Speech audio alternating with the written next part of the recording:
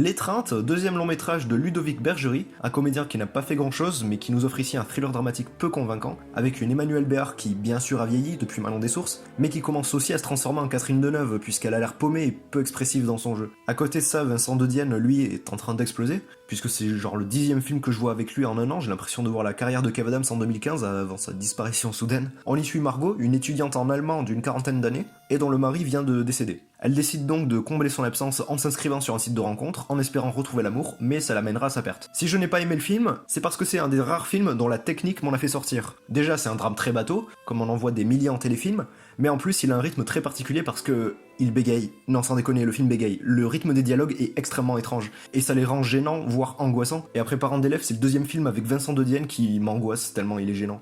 Ça peut être une intention, mais le temps de réaction des personnages, dans leurs interactions, est soit trop rapide, soit trop lent, et c'est absolument pas naturel. Ils mettent soit pas assez de temps à répondre, soit trop rapidement. Et je pense, selon ce que j'ai pu analyser dans une scène de discussion dans une voiture, que ce n'est pas un problème de jeu d'acteur, mais bel et bien un problème de montage. Parce qu'il y a un blanc qui aurait clairement pu être coupé, ce qui fait que ça me paraît logique qu'il y a d'autres moments où justement il les a coupés, sans laisser respirer le dialogue, et vu que la majorité du film, c'est des gens qui parlent, c'est problématique. Sinon j'ai un doute sur le message du film, qui en gros, sans spoiler, me donne le sentiment d'être si t'es une femme et que tu veux t'amuser et expérimenter comme tu le souhaites, tu te mets toi-même en danger. On voit que le film est réalisé par un homme quoi. Un thriller sur Tinder, ça fait Thrinder sur 20.